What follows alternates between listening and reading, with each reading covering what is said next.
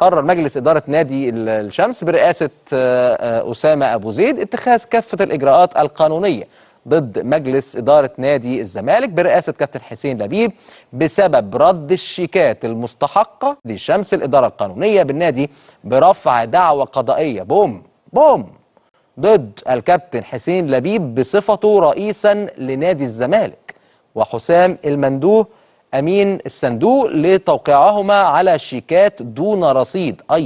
وحشة قوي دي، من أجل الحفاظ على حقوق نادي الشمس أمام الجهات الرقابية. إنذار على يد محضر، دي وحشة قوي دي. شيك بدون رصيد، وحشة قوي قوي. رفع دعوى قضائية كمان على كابتن حسين لبيب بشخصه.